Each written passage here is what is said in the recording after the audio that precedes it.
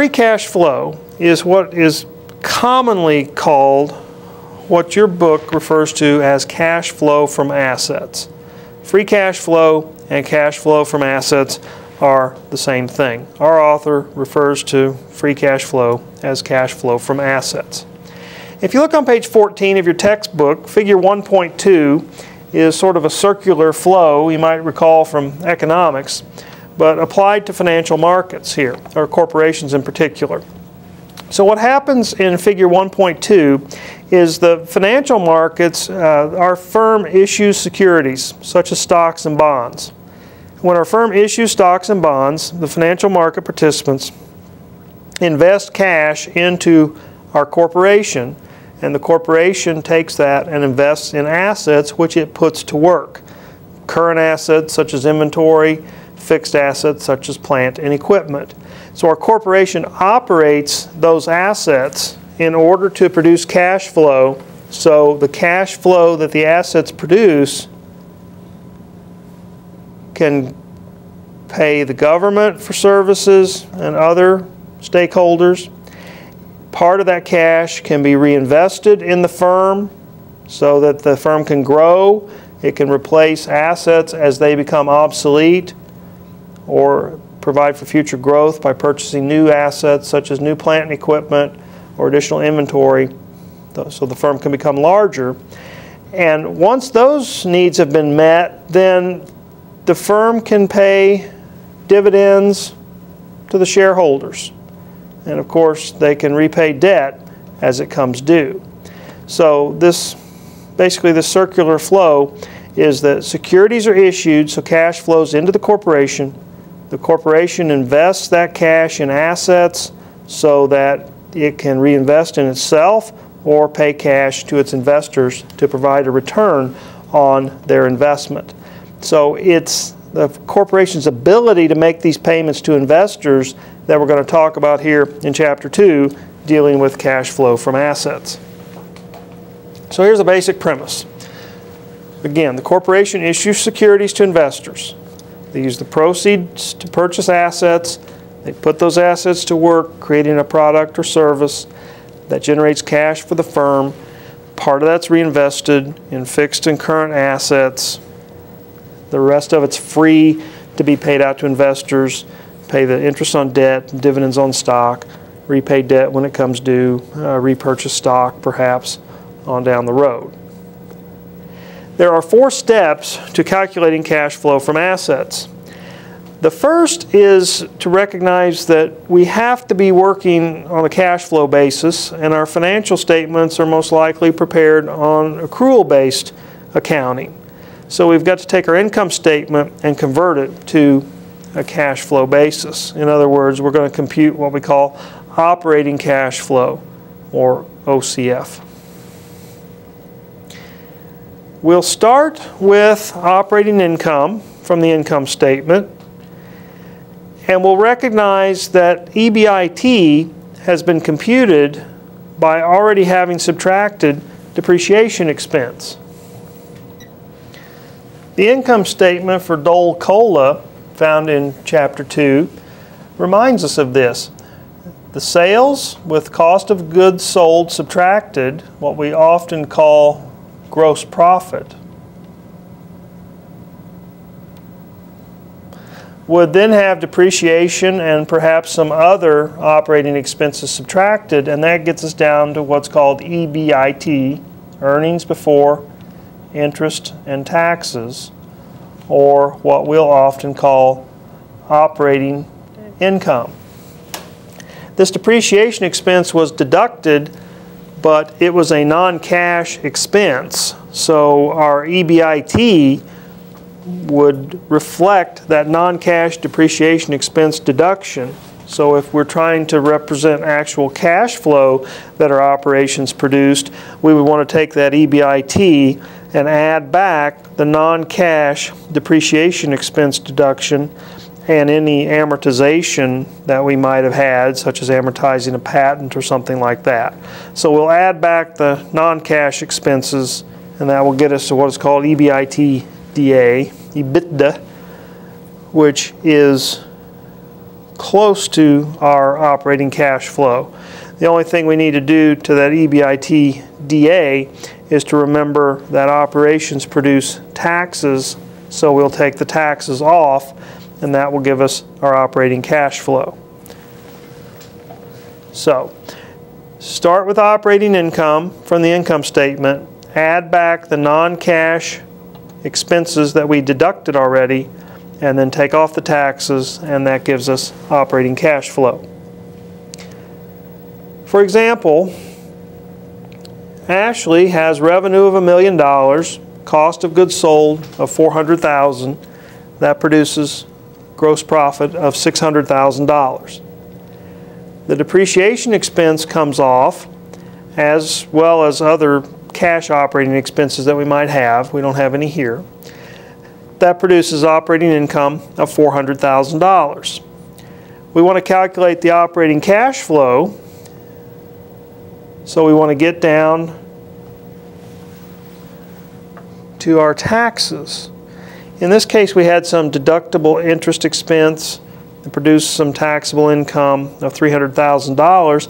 That is what we applied our 20% tax rate to, and that produced a net income of $240,000. Our operating income, EBIT, was $400,000. To get to operating cash flow, we take our EBIT, we add back our depreciation expense because it was a non-cash deduction, and then we'll take off our $60,000 in taxes. So the operating cash flow was $540,000. Certainly not a surprise to see the operating cash flow actually be greater than the operating income, because this was after the non-cash depreciation expense has been deducted. We need to add it back, and then the taxes would come off. So you can't always say the OCF is larger than the EBIT. It just depends on how depreciation compares to the taxes.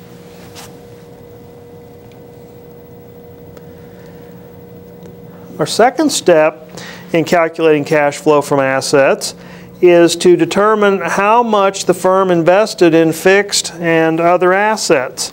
We'll focus on the fixed asset investment that the firm might make. This is called the net capital spending.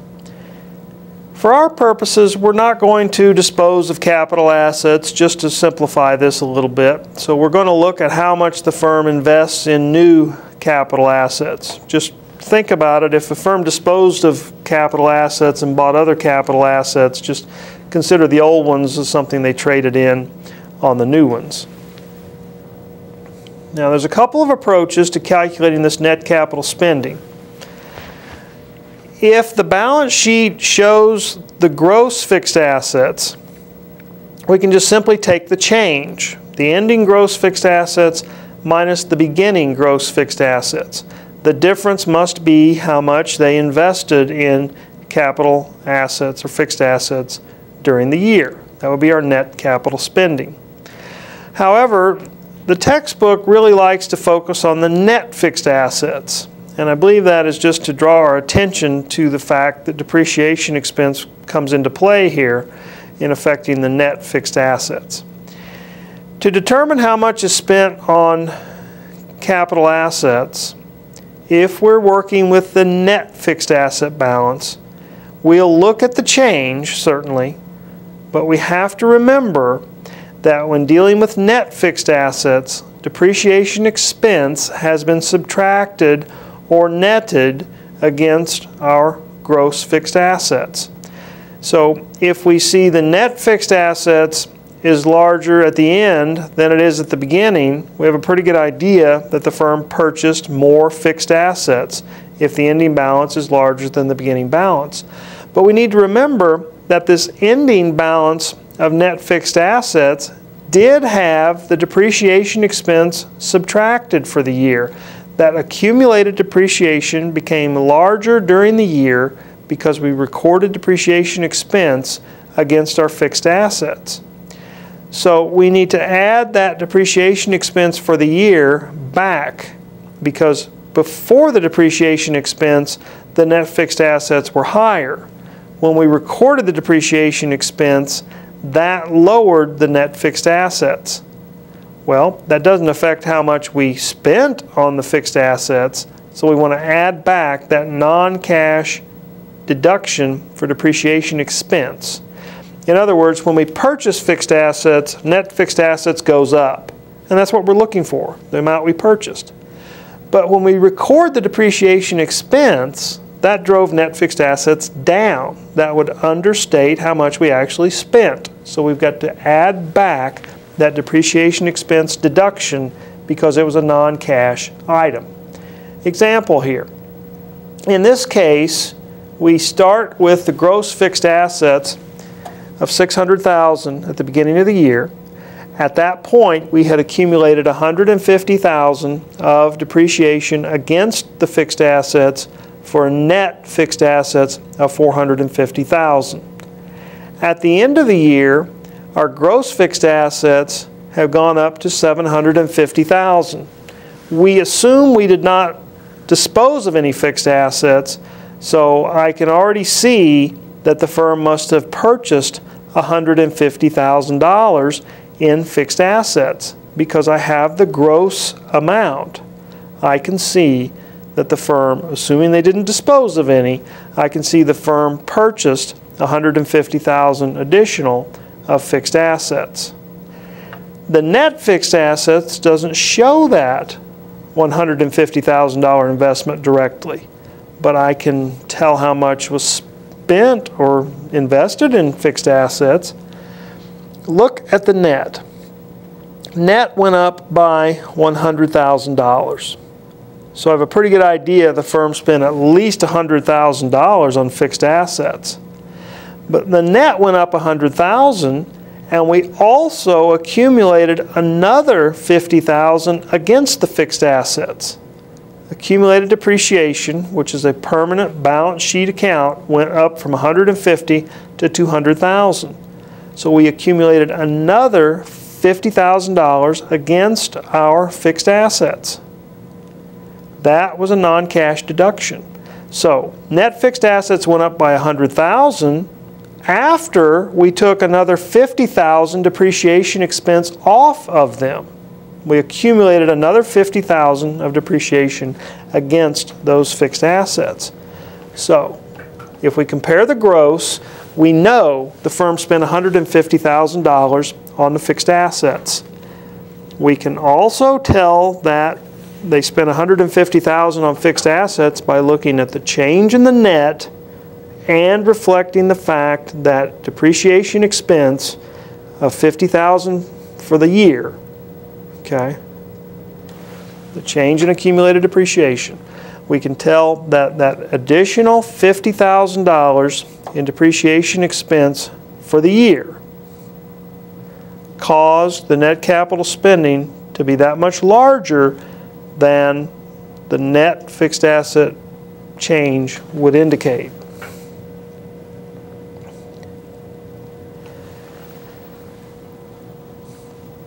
The firm ended the year with $550,000 in net fixed assets. It began the year only with $450,000 in net fixed assets.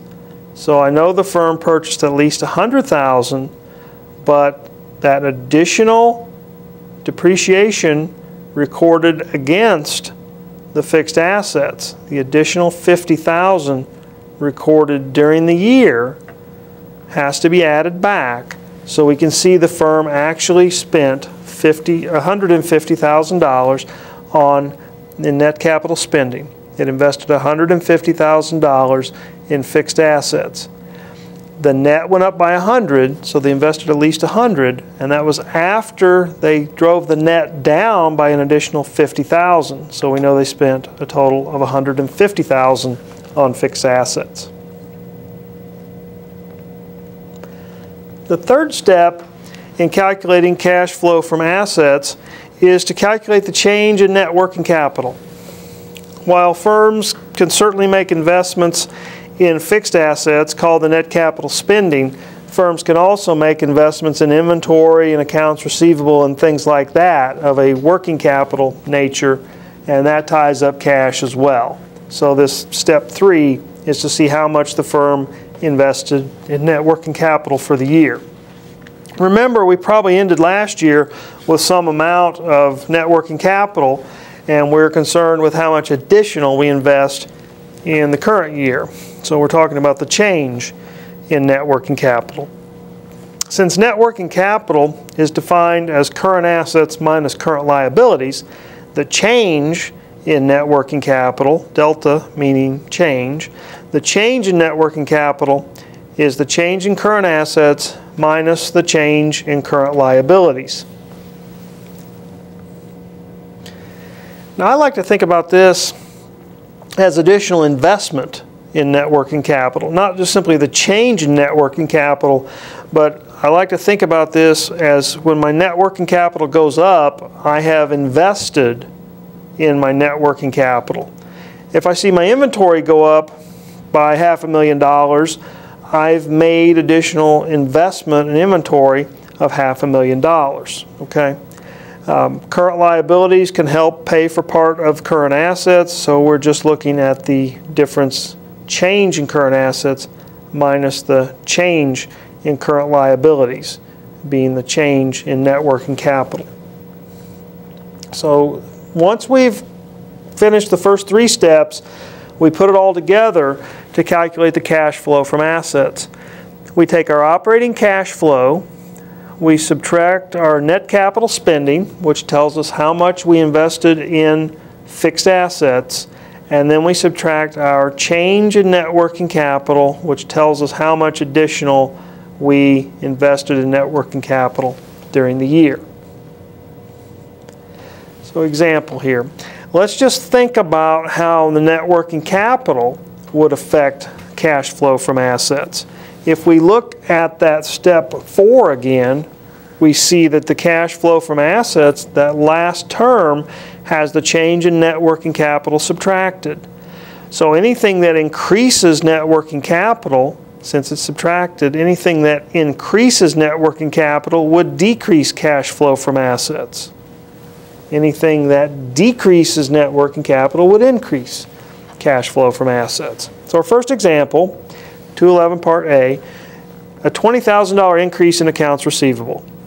Accounts receivable is a current asset. When a current asset goes up, net working capital goes up, everything else equal, thus cash flow from assets goes down by the $20,000. In other words, our customers are holding on to $20,000 more dollars of our cash. Thus, the firm's cash would go down by $20,000. It would decrease the firm's ability to pay cash to its investors. So our cash flow from assets is decreased by $20,000 as our customers hold on to our $20,000, and we recognize that as an account receivable from our customers. In Part B, we have an account payable increase. Now, accounts payable is a current liability.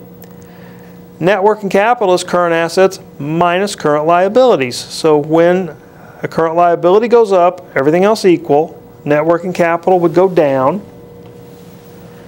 and our cash flow from assets would go up.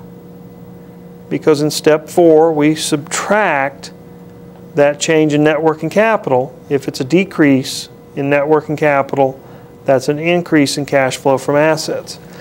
Now think about parts A and B in relationship to what's on page 9 of the course notes, where we saw how the 6 transaction types affect cash flow, and see if that's consistent here.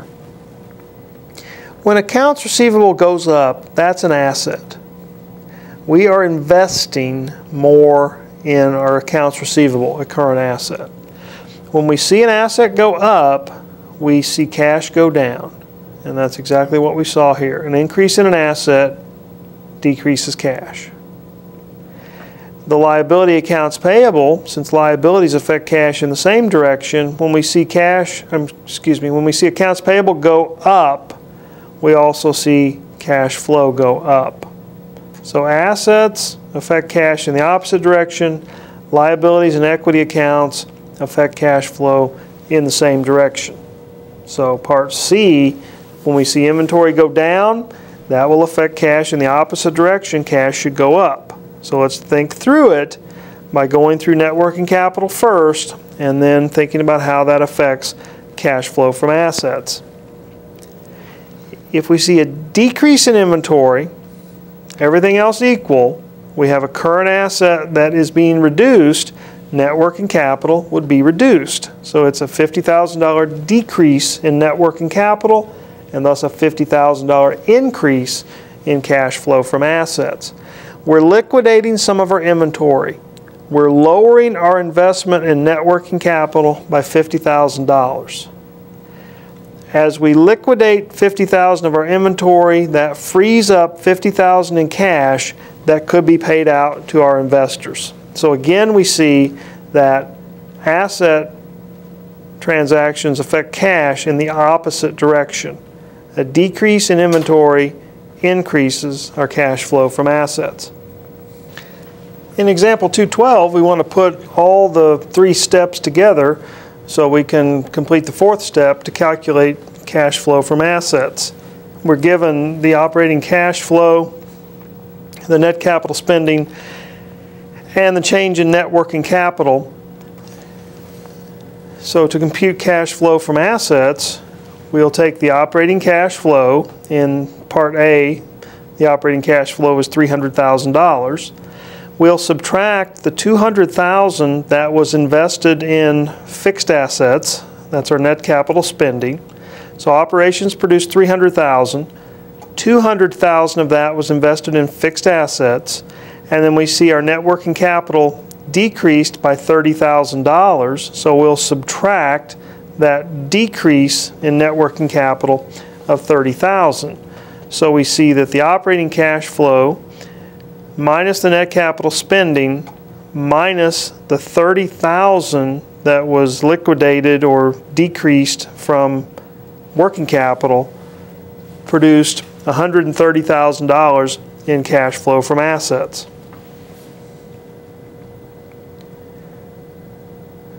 This shows investors would get cash from the firm because the operations produced $300,000.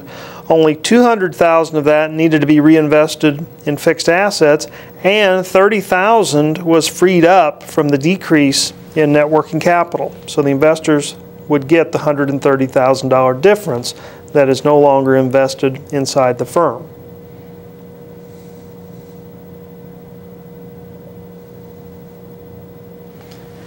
In Part B, the operating cash flow was $450,000.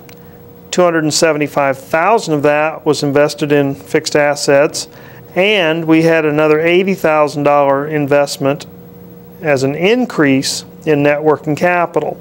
So a total of $355,000 was reinvested in the firm in the form of fixed and current assets out of the $450,000 operating cash flow. So the firm's assets produced $95,000 more cash than was reinvested inside the firm, so the investors would get that $95,000. In Part C, the operating cash flow was actually negative. So the operations were not terribly successful, and they consumed $300,000. The firm also had to make some $100,000 investment in fixed assets, the net capital spending, and a $10,000 increase in net working capital. So in this case, the firm's operations consumed cash and they had to make investment in fixed and current assets. So in this case, the cash flow from assets was negative $410,000. For that to be possible, the investors have to put cash into the firm to be able to cover the negative cash flow the operations produce and to provide for the investment in fixed and current assets that had to be made. So in that case, the firm is going to be issuing stocks and bonds or borrowing in some form to be able to cover those negative cash flow components. Now let's look at the components that affect the cash that the investors receive, both creditors and stockholders. So remember, the firm's investment in assets is what allows it to be able to generate cash flow. It has those assets that it can operate.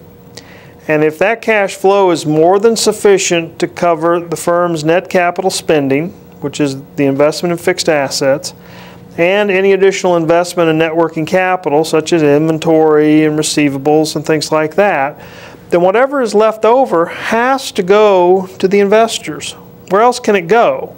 Whatever is being reinvested inside the firm, we have already accounted for through the net capital spending and the addition to the net working capital. So any cash generated beyond that has to go to the investors. So we can think about cash flow from assets from another perspective. Instead of operating cash flow minus net capital spending minus change in net working capital, we can think about it from the investor's point of view. Whatever cash flow the firm's assets produce, it would go to the firm's creditors and the stockholders, to one or the other, or perhaps partially to each one. So whatever cash flow the firm's assets produce, the investors, collectively the creditors and the stockholders, will receive that cash. If we break it down into cash flow to creditors and we break it down into cash flow to stockholders, we have to keep in mind the sum of those two components would equal the firm's overall cash flow from assets. So if we look at just one side or the other, that is only part of the cash flow from assets. It's the sum of the two components that explains what the firm's assets produced in total. So thinking about the cash flow to creditors, when a firm pays interest, the creditors get that interest. That is a positive cash flow to creditors component because we look at these components from the investor's point of view. While we have to use the firm's financial statements to be able to tell what financial transactions took place that affect those investors, we have to look at these components from the investor's point of view. Otherwise, we'll have everything backwards. So we're looking from outside the firm looking in. So when interest is paid, the creditors get that cash. If the firm borrows, then the firm is issuing securities. The creditors would be purchasing those securities and actually giving up cash. So when there is new borrowing, that is a negative cash flow from the creditor's perspective. They're going to be purchasing the new bonds, or the bank is loaning money and paying cash out, so the firm borrows that cash. So the cash flow to creditors would be the interest paid minus any net new borrowing the firm takes on. We'll break that down into debt repaid, new debt issued here in a moment. The cash flow to stockholders is similar, but we don't pay interest. We pay dividends to the stockholders. That's positive. And then the stockholders give up cash when new stock or new equity is issued. So that is a minus. And again, we'll break that into stock issued and stock repurchased in a moment. So it's very important to remember that these components, cash flow to creditors and cash flow to stockholders, are computed from the perspective of the investors. If they get cash, it's a plus. If they pay cash into the firm, it is a minus. So think about how firms are able to pay cash to investors. In order to be able to pay dividends, certainly over the long haul, the firm's operating cash flow has to exceed its net capital spending and its change or additional investment in net working capital. If the firm is going to be able to pay dividends to its stockholders, it's got to produce enough cash flow from its operations to be able to make these types of investments and still have some cash left over so it can go to the stockholders. Now, let's expand this net new borrowing and net new equity raised, because each one of those would have two components that are being netted, and I don't think it's always that clear what those two components are or how each one of those would affect cash flow. Let's look at cash flow to creditors in a little more detail. from above, we saw the cash flow to creditors was interest paid minus net new borrowing. Net new borrowing is the new debt issued minus debt repaid. So if we substitute this definition of net new borrowing into our cash flow to creditors equation, we have CFC is interest paid minus net new borrowing, which is the new debt issued minus debt repaid. If we then distribute this negative sign here, we would have cash flow to creditors is interest paid minus new debt issued plus debt repaid. That's the minus there. And perhaps this is the easiest to see. From the investor's perspective, they get cash when interest is paid to them. They give up cash when new debt is issued because the creditors buy the new debt. They are out cash when they buy new debt that is issued. But as debt gets repaid, the creditors receive cash as the debt is paid off. So cash flow to creditors goes up when interest is paid, and then it goes down when new debt is issued, but when debt is repaid, they also receive cash. So there are two ways the creditors receive cash: when debt is repaid and when they're paid their interest, and then they give up cash when they buy new debt that is issued. To expand the cash flow to stockholders, we start with our definition, dividends paid minus net new equity raised, and we'll expand that into its two components. That would be new stock issued minus stock repurchased. We net these two to see how much new equity was raised by the firm. So our cash flow to stockholders is the dividends paid minus the net new equity raised, and the net new equity raised is in parentheses here, new stock issued minus stock repurchased. If we then distribute this minus sign throughout the parentheses there, we see cash flow to stockholders is dividends paid minus new stock issued plus stock repurchased. So we see that the stockholders get cash when the firm pays dividends, and the stockholders get cash when stock is repurchased, but the stockholders give up cash when new stock is issued. So these two components put cash in the hands of the stockholders, and the new stock issue is where the stockholders give up cash to purchase the new stock that's issued. The cash flows from the stockholders into the firm when new stock is issued. In example 213, we look at the different components that affect cash flow to creditors and cash flow to stockholders. We'll be computing one of the two based upon the information given. So for example, in 213 Part A, we're given dividend and stock information, so we know we're just looking at cash flow to stockholders. So with $50,000 in dividends paid, then we need to determine the net new equity issued. So we're going to take the stock issue of $20,000 and subtract the $60,000 stock repurchase. So we will see that the outstanding stock actually went down by $40,000. The firm repurchased more stock than it issued. So the equity raised is actually negative $40,000. The cash flow to stockholders is then the $50,000 in dividends minus the net new equity raised, which is negative $40,000. So the stockholders actually received $90,000 from the firm. They received that $90,000 in the form of $50,000 in dividends and the fact that the firm repurchased $40,000 more stock than it issued.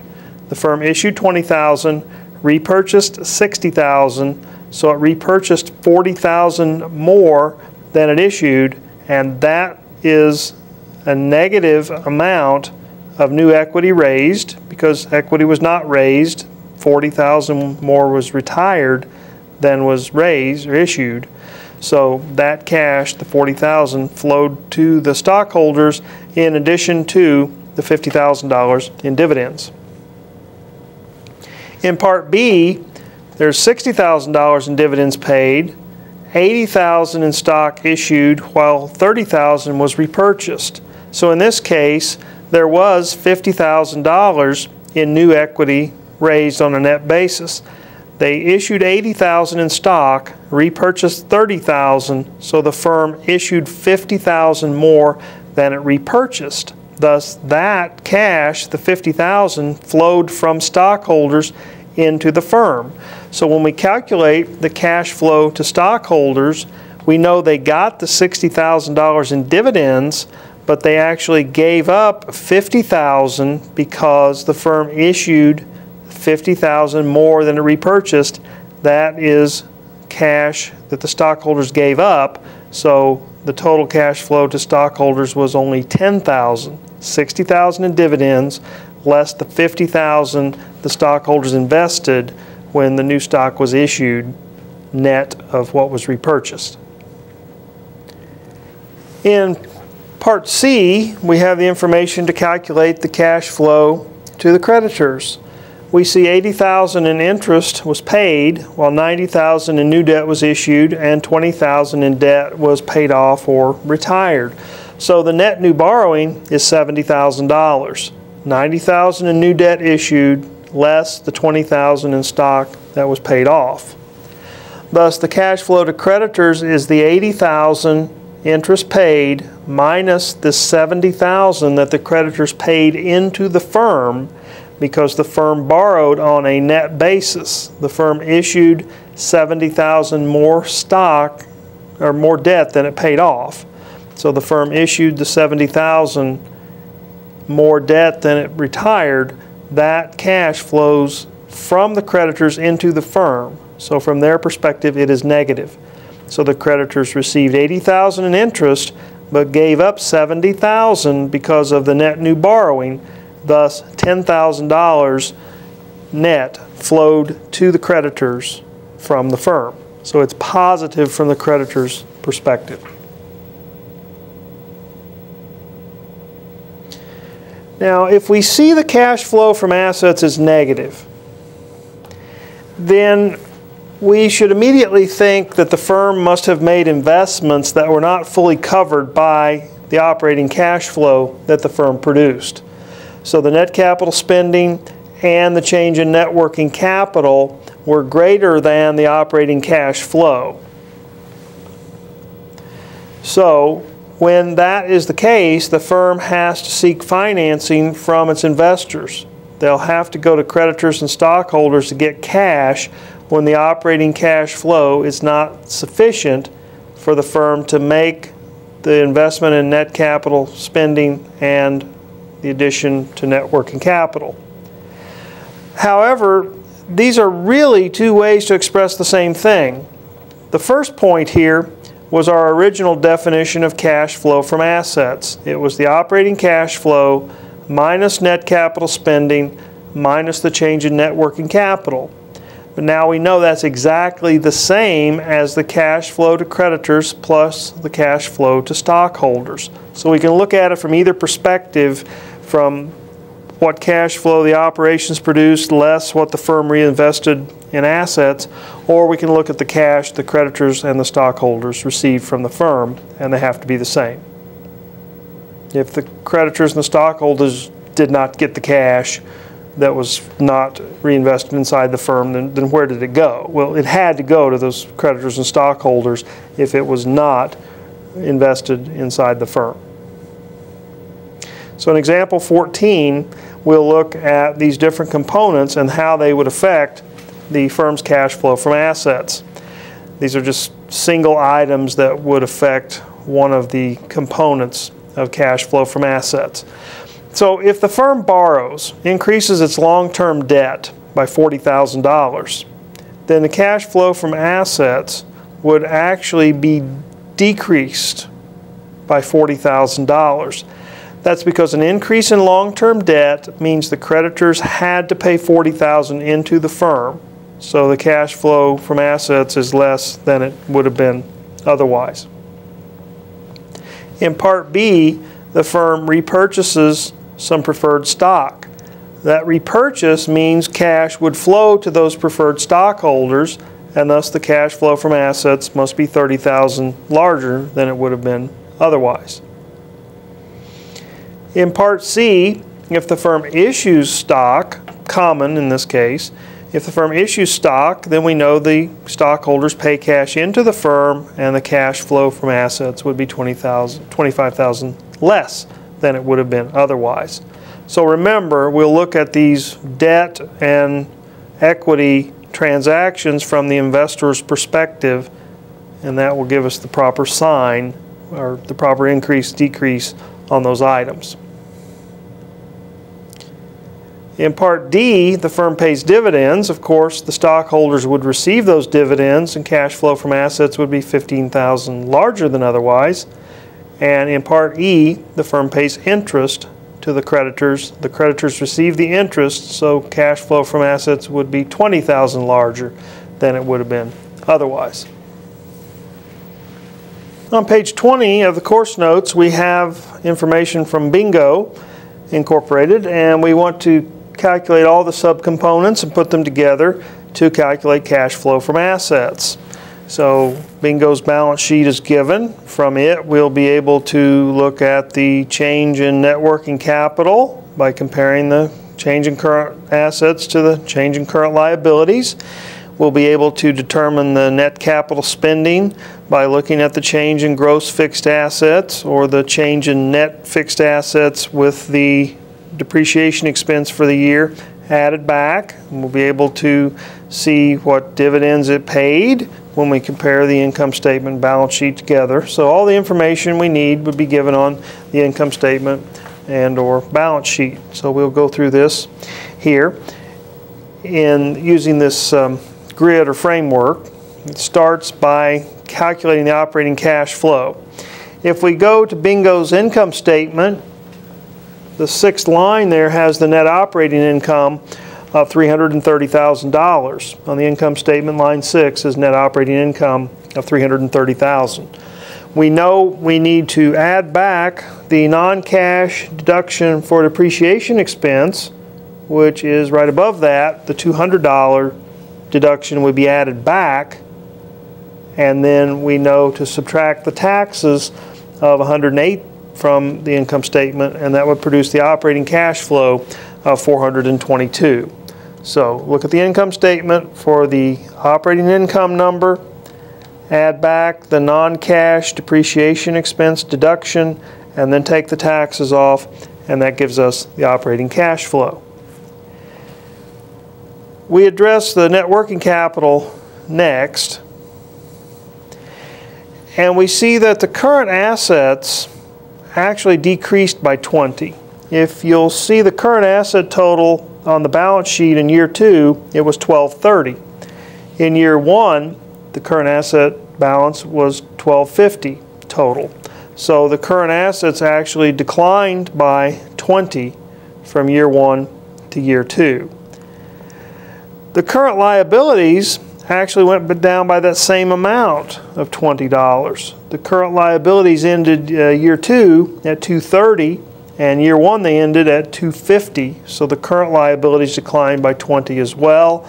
So there was no change in net working capital. So these items came from the balance sheet. And again, we're talking about the change from year 1 to year 2. It was 20 decrease in both, so no change in total in net working capital. Now the last component before we put everything together here is the net capital spending. The net capital spending is either the change in the gross fixed assets, $2,500 at the end of year 2 minus the $2,200 at the end of year 1, which is $300, or it's the change in the net fixed assets plus the depreciation expense for the year. So we could take the net fixed assets at the end, $1,300 on the balance sheet, net plant and equipment, minus the 1,200 net plant and equipment at the end of year 1. So we see net plant and equipment went up by 100, but that was after it had been forced down by the 200 of depreciation expense. We find on the income statement the depreciation expense of 200. So before the depreciation expense was recorded, the net fixed assets would have actually been 1,500. So it's easy to see that net fixed assets went up by 100 after that depreciation expense of 200 was recorded. So really the firm must have spent 300 on fixed assets during the year. So the cash flow from assets would be the operating cash flow minus no change in net working capital minus the 300 that was invested in fixed and other assets. So the cash flow from assets was 122. We should be able to verify that the creditors and the stockholders received the 122. So let's calculate the cash flow to creditors first. From the income statement, we see the interest expense was 60. There is no interest payable in the balance sheet, so we know the whole 60 was actually paid to the creditors. So the interest payment to creditors equaled the interest expense of 60 found on the income statement. There is no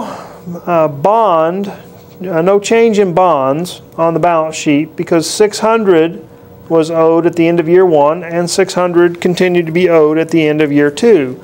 So there was no change in the bonds for the firm, so no change in long-term debt.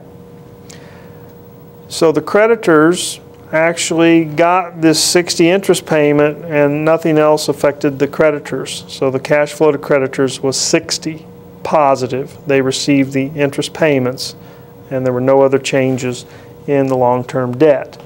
Now, while notes payable is debt, it is a current liability and we already accounted for it in the change in net working capital. So this would be debt of a long-term nature, something that net working capital didn't already address.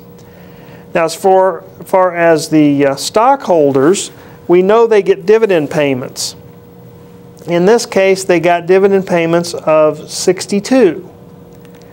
To determine that, we have to look at the income statement and see that the net income of 162 did not all end up as an addition to retained earnings.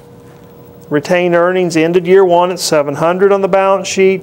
It ended year 2 at 800 on the balance sheet, so the firm retained an additional $100 during year 2. So out of its $162 net income, we see in the balance sheet retained earnings went up by 100, so the difference, $62, was paid to the shareholders in the form of dividends. There is no change in the common stock account or the additional paid-in capital account. So there is no stock issued. We see no treasury stock transactions. So there is no transaction affecting the stockholders other than the dividends that the stockholders received. So we see the cash flow to the stockholders was 62. The cash flow to creditors was 60. So the total cash flow from assets would be the sum of the two components, 122. That's exactly what we saw when we took the operating cash flow minus the change in net working capital minus the net capital spending. So we see that we can reach the 122 cash flow from assets two different ways, and of course they have to be the same. Here are the concept review questions for Chapter 2. As always, I encourage you to pause the lecture, read through and fill in the fill-ins on these, and then resume the lecture to see if you have completed these in a similar fashion to the way I present them here. Liquidity is the ability to sell an asset quickly without significant loss of value. A benefit of maintaining liquidity is flexibility, the ability to take advantage of a bargain, having security, the ability to meet one's needs, while a cost is a low or zero return. because liquid assets don't tend to provide much return. In the case of inventory, it might be nice to have liquidity in the form of inventory so you don't have stock outs and lose sales, but inventory doesn't earn anything and it's costly to maintain, store, insure it, and subject to obsolescence or shrinkage or things like that. So inventory is nice to have, but it's very costly. So liquidity tends to have its advantages, but certainly the costs as well. Retained earnings is all net income earned minus all dividends paid. It's a balance sheet item, so it's cumulative, so that's all net income earned over the life of the firm minus all the dividends paid over the life of the firm. Net working capital is current assets minus current liabilities. Current assets are what the firm expects to have convert to cash during the year. Current liabilities are what it expects to consume cash during the year. So net working capital, the difference between current assets and current liabilities, is one measure of liquidity or the ability to meet the obligations during the coming year. When a firm begins operations, its retained earnings balance is zero. It hasn't had a chance to earn any net income, so it certainly could not have retained any net income. The retained earnings balance will increase whenever net income is generated, and it will decrease whenever dividends are declared. So during a given year, the retained earnings balance will go up as whenever the net income exceeds the dividends that it pays, then it has made an addition to retained earnings in that year. Because retained earnings is a permanent account, it appears on the balance sheet, so it's not reset to zero each year. Rather, its balance carries forward each year, so at the end of any year, it reflects all net income earned less all dividends paid over the entire lifetime of the firm. It is a permanent item that carries forward from year to year. The percentage of the next dollar of income that is paid in taxes refers to the marginal tax rate, while the tax expense divided by taxable income refers to the average or effective tax rate. It is what you're paying on average. A firm has taxable income of $60,000. Its marginal tax rate is above its average tax rate because that initial $50,000 was taxed at that lower tax rate of 15%. Then as its income rises, the marginal rate goes up and starts to pull that average rate up. While capital gains are taxable, capital losses are not deductible. However, capital losses can be used to offset capital gains in the same year. If they don't use up all of their capital losses, they could carry them back 3 years or forward 5 years, and that is subject to change. But the idea there is that your capital transactions in one year can affect your tax liability in other years. You may not be able to deduct a capital loss in a given year, but it could offset capital gains, and that could even be used up to 3 years prior or 4 years after. The corporation that received dividend income from another corporation can exclude at least 70% of those dividends from taxable income. Of course, the corporation that pays those dividends cannot deduct any of the dividends paid from its taxable income because dividends paid are not tax deductible. Cash flow from assets is operating cash flow less net capital spending less the change in net working capital. In other words, if the firm's operations produce cash flow, but part of it is reinvested in capital assets of the firm, so it's made some capital expenditures, that's the net capital spending, then that cannot be paid out to investors, nor can additional investment in net working capital. So we take the operating cash flow and subtract what has been reinvested inside the firm, the net capital spending, and the net working capital. And when those are subtracted, that tells us how much cash could be paid out to investors. Cash flow from assets, as defined directly above, must also equal the cash flow to creditors plus the cash flow to stockholders. The cash flow to creditors is the interest paid to them less the net new borrowing. It's from the creditor's perspective, so if there's new borrowing, then the creditors paid money into the firm to buy that newly issued debt, and that's why we subtract that net new borrowing. And then the cash flow to stockholders is the dividends paid less the net new equity raised. That net new equity raised is stock issues less stock repurchases. Again, net new equity raised would be, say, stock being issued, and that is subtracted because if new stock is issued, then the stockholders pay that cash into the firm. So it's less net new equity raised. So it's less new stock that's issued, or it's a plus if there's stock repurchases because the stockholders get the cash when the firm repurchases stock from them. In Chapter 2, we briefly reviewed some basic financial transactions and financial statements. We looked at marginal and effective tax rates, and we placed some emphasis on the idea of retained earnings. Most of Chapter 2 was devoted to the concept cash flow from assets, so we could understand how a firm's operations produce cash flow and hopefully how that corporation could then pay cash out to its investors, interest on their bonds, dividends to their stockholders, and repay debts when they come due. Cash flow is a very important concept in finance, so we need to understand how firms can pay out cash or why they cannot pay out cash and have to receive a cash infusion from their investors. Keep in mind, if a firm's operations produce cash flow, that does not mean it can be paid out to the investors necessarily, because the company might need to purchase more fixed assets for future growth or more working capital, things like that, to enhance their operations. So operating cash flow is not the whole story. Cash flow from assets is much more involved than that, and it is a very significant topic in finance. Now that you've completed the Chapter 2 lecture, you should work the practice problems in the rectangular boxes if you have not already done so.